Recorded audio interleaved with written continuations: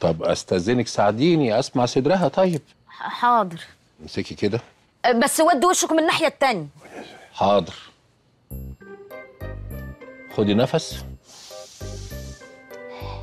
كمان نفس،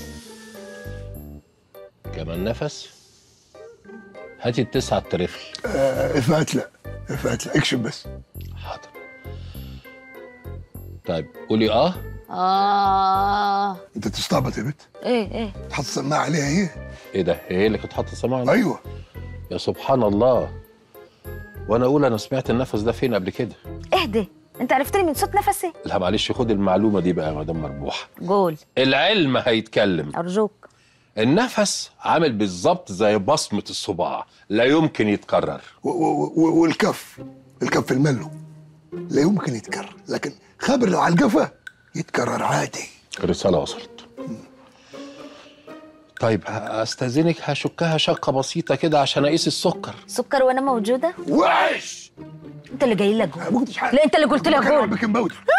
يا سلام. تقعد تفتي وعايزه تتغلطيني وخلاص. حرام عليك. والله العظيم روحي. والله العظيم انت اللي جاي لك. تفتي. ايوه جبالي جربتها تقول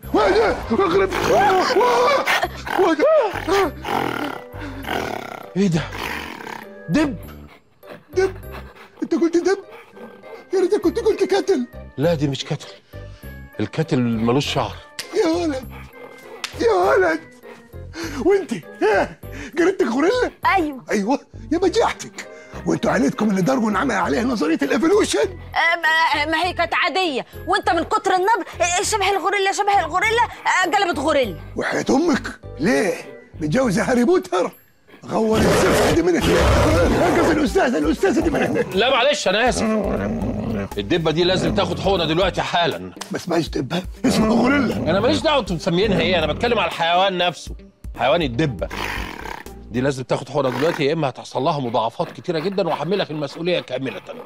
لو سمحت ساعديني اقنعيها انها تاخد الحقنه. حاضر. غورية تاخدي حقنه، وعلى راي المثل وجعه كلك ولا كله كلك.